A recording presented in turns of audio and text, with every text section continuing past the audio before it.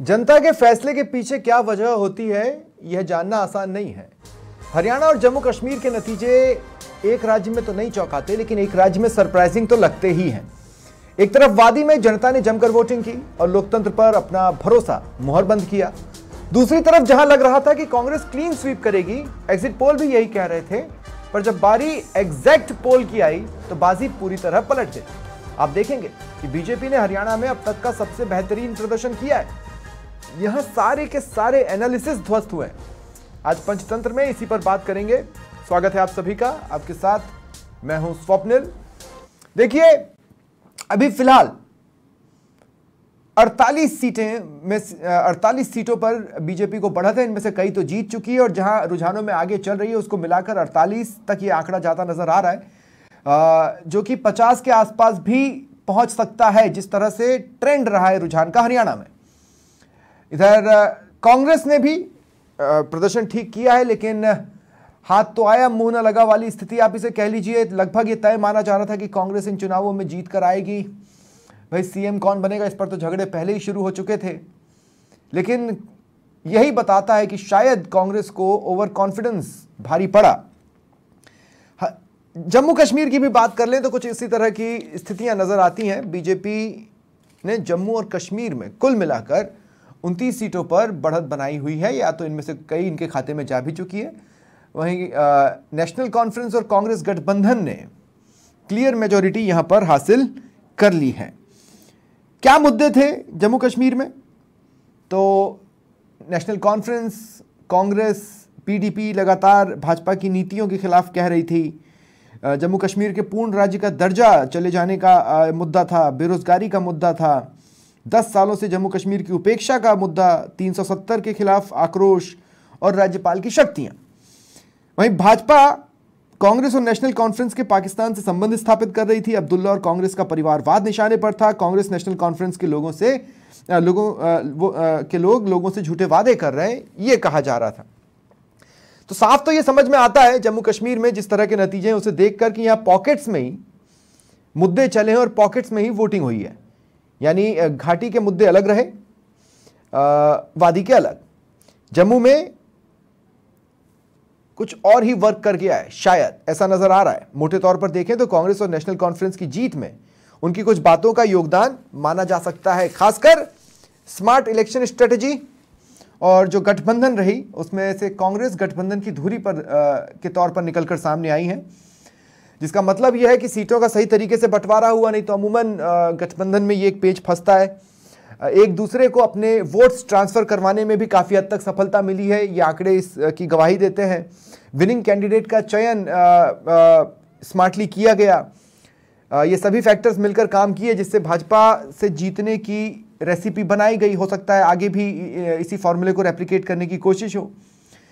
हरियाणा की बात कर ले तो वहां पर रीजनल पार्टीज कुछ खास हासिल नहीं कर पाई है, लेकिन जम्मू कश्मीर में स्थितियां अलग हैं। अनुमान के आसपास परिणाम आए हैं। गठबंधन की राजनीति और मजबूत होकर निकलेगी, उस तरफ एक कदम जम्मू कश्मीर बढ़ाता नजर आ रहा है, क्योंकि जम्मू कश्मीर के एग्जाम्पल पर INDIA ब्लॉक राष्ट्रीय स्तर पर मजबूत होता नजर आ रहा है। लेकिन बात कर लेते हैं हरियाणा की। हरियाणा में क्या मुद्दे थे? बीजेपी सरकार के खिलाफ एंटी इनकम्बेंसी, किसानों का गुस्सा, केंद्र सरकार की उपेक्षा, पूर्व सीएम मनोहर लाल खट्टर की अलोकप्रियता, खिलाड़ियों के खिलाफ अन्याय, अग्निवीर योजना। लेकिन जो नतीजे सामने आए हैं ये समझ में आ रहा है कि ये मुद्दे कहीं बैकड्रॉप में गए, जिसका मतलब यह है कि कांग्रेस शायद ओवर कॉन्फिडेंस का शिकार हुई और काउंटर पोलराइजेशन हुई है। कम से कम इन आंकड़ों में यही छिपा हुआ नजर आता है। मेरी सहयोगी ज्योति इस वक्त दिल्ली से मेरे साथ जुड़ रही हैं। दिल्ली में क्या कुछ चल रहा है ज्योति? कांग्रेस ने जश्न की तैयारियां तो की थी, लेकिन जश्न मनाने का मौका तो नहीं मिल पाया है। क्या कांग्रेस ने सेल्फ एनालिसिस शुरू किया है? कहां कमी रह गई?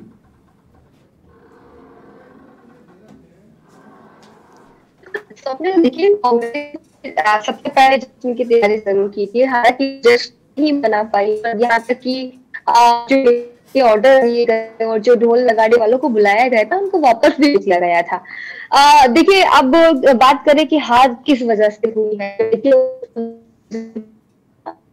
ज्योति, कोई टेक्निकल फॉल्ट है, नेटवर्क शायद प्रॉपर नहीं मिल पा रहा है, जिस कारण मैं आपको क्लियरली नहीं सुन पा रहा हूँ। आपकी आवाज बहुत ज्यादा कट रही है।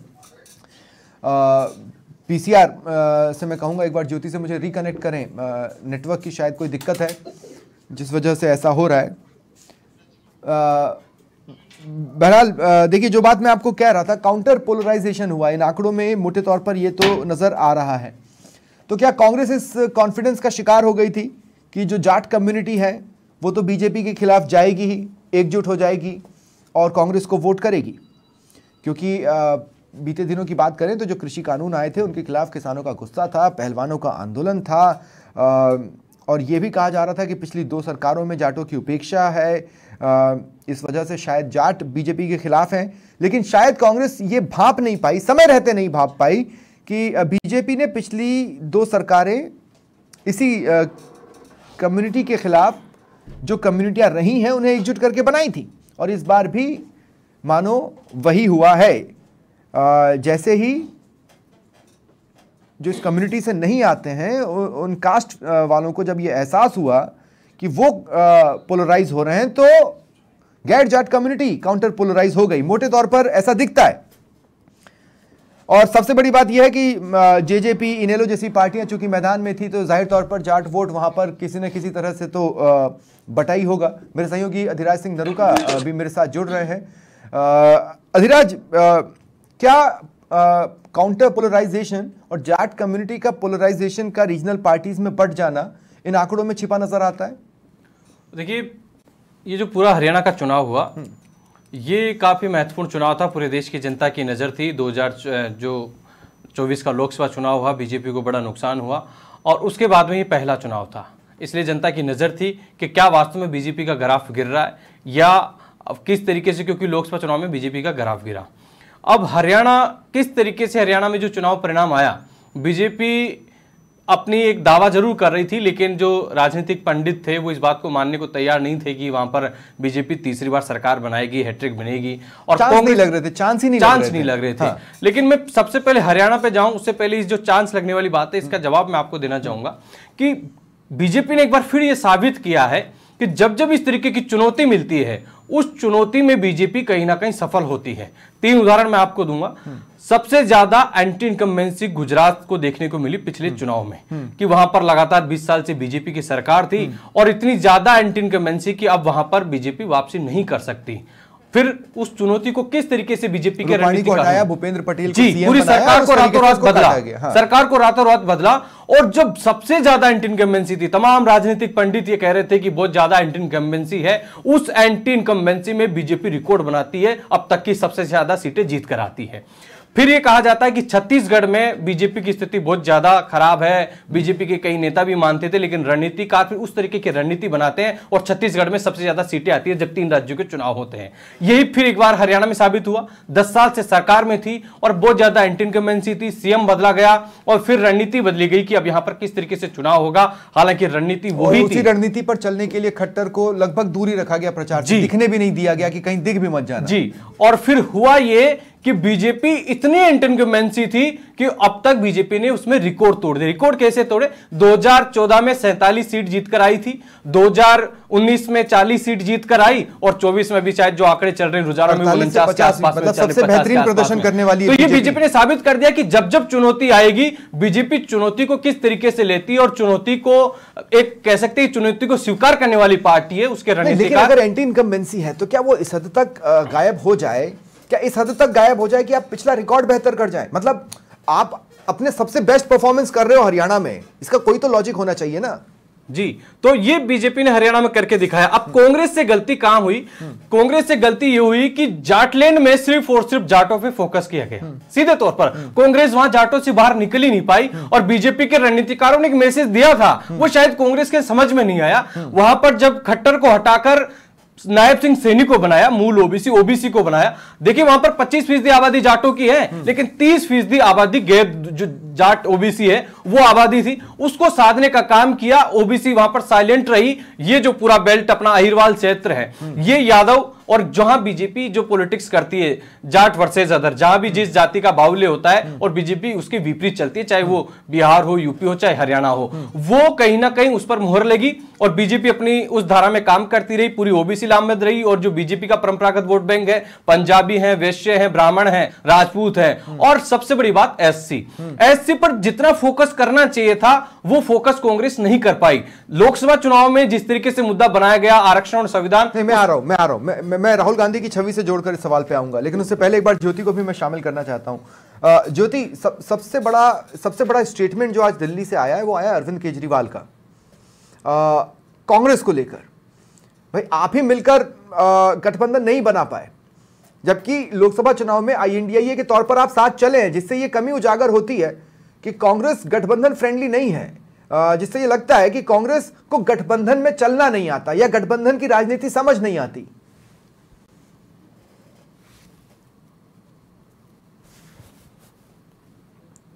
ज्योति, आपकी आवाज मुझे नहीं मिल रही है, आप शायद म्यूट पर हैं।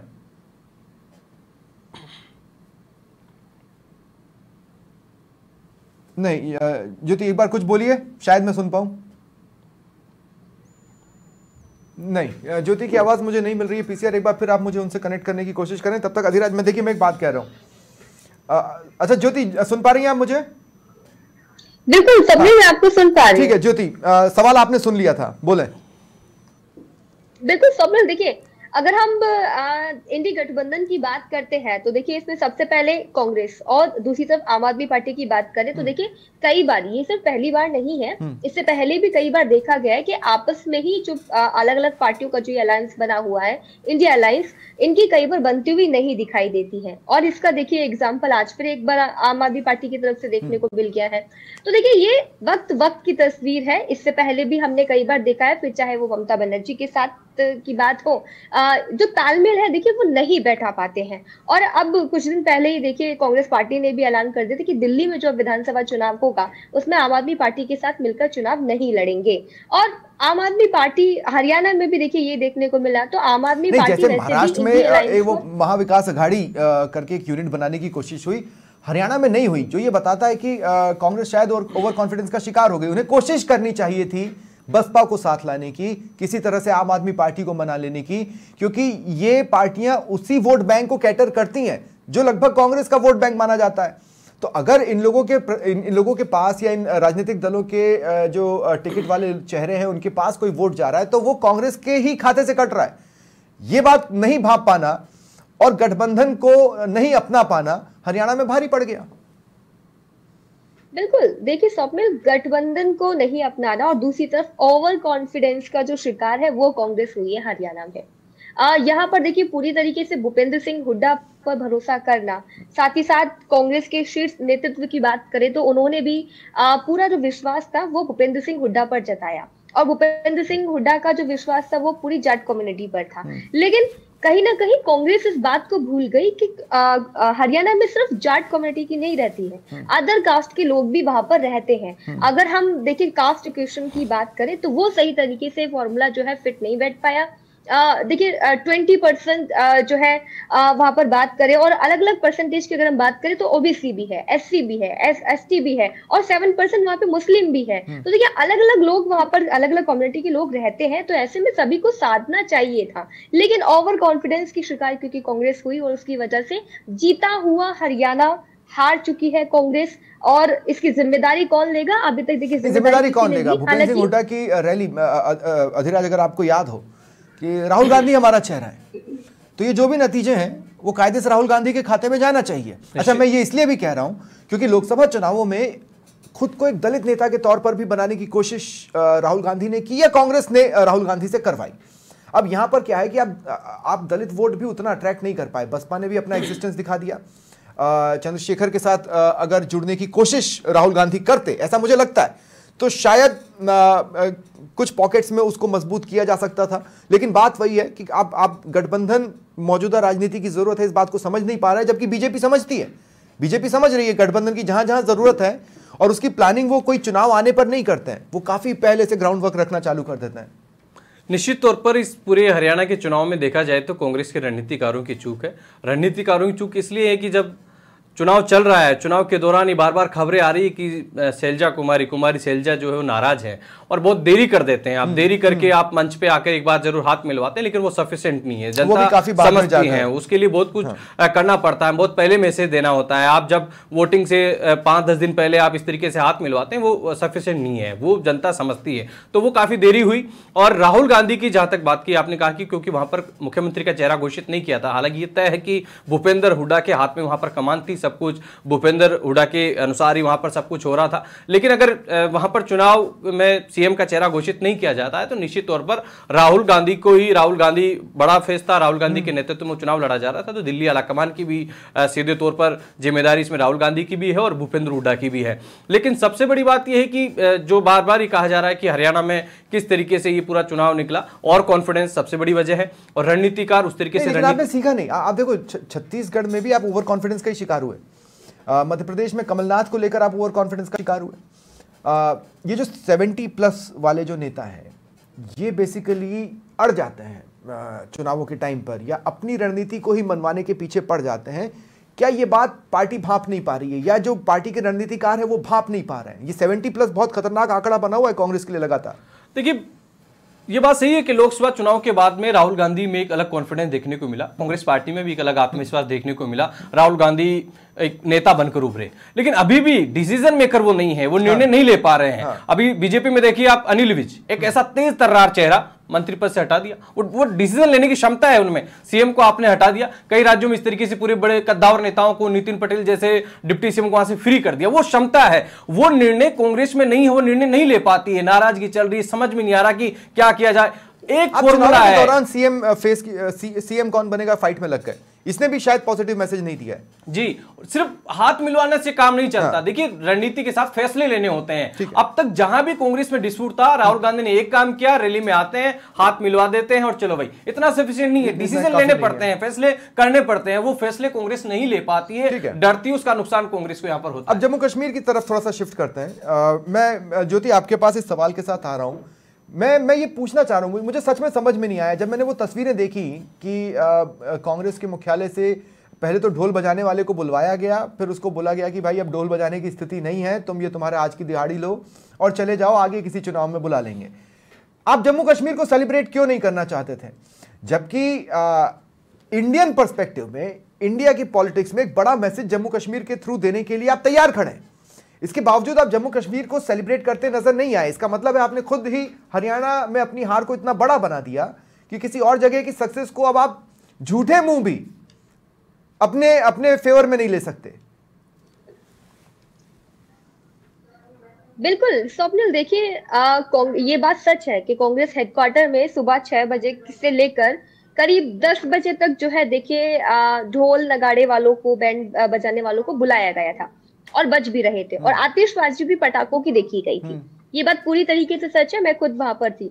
और देखिए, फिर उसके बाद जो है, जैसे जैसे ये रुझान आने लगे और तस्वीर पूरी तरीके से साफ हुई। देखिए, जब तक बैलेट पेपर की काउंटिंग चल रही थी तब तक कांग्रेस हरियाणा में बहुमत को जो है उस आंकड़े को छूती हुई दिखाई दे रही थी और एक अच्छा परफॉर्मेंस दे रही थी। लेकिन जैसे ही ईवीएम खुला, ईवीएम की काउंटिंग हुई, वैसे ही देखिए फिर बीजेपी ने पलटकर पीछे नहीं देखा और कांग्रेस अपने आंकड़े से एकदम धड़ाम से आकर नीचे आके गिरी, जिसकी वजह से कांग्रेस के अंदर और कांग्रेस के कार्यकर्ताओं के अंदर दूसरा है। देखिए, मैं जो पूछना चाह रहा हूं वो मैं ये पूछना चाह रहा हूं कि कांग्रेस ने जम्मू कश्मीर को सेलिब्रेट क्यों नहीं किया? क्या इसलिए कि वहां पर आप छोटे भाई थे और अपने आप को बड़े भाई के तौर पर गठबंधन के स्वरूप में या INDIA ब्लॉक में आप प्रोजेक्ट नहीं कर पाएंगे, इसलिए? बिल्कुल स्वप्निल, ये बिल्कुल बात बिल्कुल सही है। देखिए, वहां पर इंडिया अलायंस की अगर हम बात करते हैं तो वहां पर देखिए बहुत ज्यादा भागीदारी जो है कांग्रेस की जम्मू कश्मीर में नहीं देखने को मिलेगी, क्योंकि जब सीट बंटवारे पर हम आते हैं, जब सीट बंटवारे की बात चल रही थी तभी भी कांग्रेस को बहुत ज्यादा जो प्रायोरिटी थी, देखिए वो नहीं दी गई थी, जिसकी वजह से कांग्रेस ने बहुत ज्यादा सीटों पर अपने उम्मीदवार नहीं उतारे थे। वहां पर सबसे ज्यादा रोल है और इस जीत का जो जिम्मेदार है, हाँ, वो नेशनल कॉन्फ्रेंस का। और ये बात कांग्रेस समझ रही है, कांग्रेस ये भी समझ रही है कि वहां पर कांग्रेस की इतनी ज्यादा नहीं चलने वाली है, इसीलिए जम्मू कश्मीर की जीत को कांग्रेस अपनी जीत नहीं बता पा रही है और ना गठबंधन की जीत भी नहीं बता पा रही है। अब इसका रिपरकशन क्या होगा? अधिराज, मैं आपको शामिल कर रहा हूं और देखिए, मैं थोड़ा सा एक काउंटर व्यू प्रेजेंट कर रहा हूं। बीजेपी हरियाणा में ऑलरेडी थी और वो वहां पर हैट्रिक लगा चुकी है, तो बीजेपी ने एक राज्य तो नहीं खोया। जम्मू कश्मीर को देखने का एक तरीका यह भी है कि लगभग 10 सालों से उसमें बीजेपी का इन्वॉल्वमेंट रहा है, डायरेक्टली या इनडायरेक्टली रहा है। तो हम ये कह सकते हैं कि 10 सालों, वही 10 साल का आप कंपैरिजन हरियाणा में कर सकते हैं और जम्मू कश्मीर में भी आप कर सकते हैं। तो हम ये कह सकते हैं कि जम्मू कश्मीर बीजेपी के हाथ से निकल गया, लेकिन वो एग्जैक्टली कांग्रेस के हाथ में आया भी नहीं। इन सारे फैक्टर्स में अगर बूस्टअप महाराष्ट्र में या झारखंड में किसी तरह का कोई उठा सकता है तो वो बीजेपी ही उठा सकती है, लेकिन क्या कांग्रेस इसमें से कुछ अपने लिए साथ लेकर जा पाएगी? मेरा सवाल सीधा सा है, आने वाले चुनावों में इसका बूस्टअप क्या है, किसके लिए? बूस्टअप सीधे तौर पर बीजेपी के लिए। देखिए 2024 का जो लोकसभा चुनाव परिणाम आया और वो सबसे ज्यादा बूस्टअप मिला कांग्रेस को।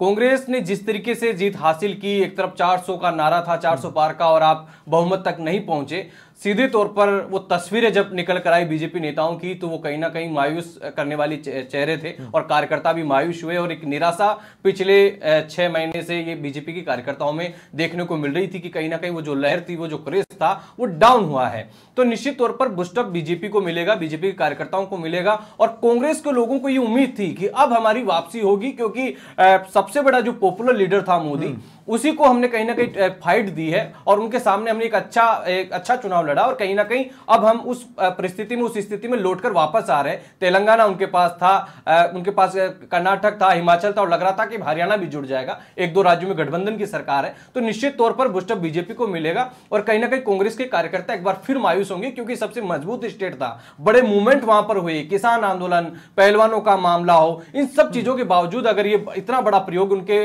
पक्ष में परिणाम नहीं ला पाता है तो सीधे तौर पर कांग्रेस को मायूसी होगी। जहां तक जम्मू कश्मीर की बात की जाए, देखिए जम्मू कश्मीर में पिछली बार की बात की जाए तो बीजेपी जम्मू रीजन से 25 सीटें जीत कर आई थी। इस बार सीटों में बढ़ोतरी हुई है और लेकिन इस बार परिसीमन भी हुआ है। हाँ, इस बार उसका फायदा मिला है और वो एक तरफा मिला है, जम्मू एक तरफा बीजेपी का है वो। और रही बात घाटी की, तो घाटी का सबको पता था कि वहां का परिणाम किस तरीके का रहने वाला। बीजेपी चाहती थी कि घाटी में पीडीपी और जो एनसीपी है, एनसी है, नेशनल कॉन्फ्रेंस, उसमें जब मजबूत स्थिति में चुनाव हो, जब डिवाइड हो वोट, तो बीजेपी को सीधा फायदा मिलता और बीजेपी लार्जेस्ट पार्टी बनती। लेकिन पीडीपी यहां पर इतनी डाउन चली गई, जो पिछली बार सबसे बड़ी लार्जेस्ट पार्टी थी वो इस बार। एनसी और कांग्रेस ने जम्मू में भी अपनी ठीक ठाक उपस्थिति दिखाई है, ऐसा नहीं है कि वहां पर उनकी उपस्थिति 0 है। नहीं, 28 करीब 28 की सीटें बीजेपी की आई ना, 25 से 28 सीटें हो गई और 90 सीटों में अगर आप मान के चल रहे हो कि वहां पर पीडीपी थोड़ी मजबूत होती घाटी में और पीडीपी 15 के आसपास 15-20 सीट लाती तो बीजेपी सबसे बड़ा दल हो जाता।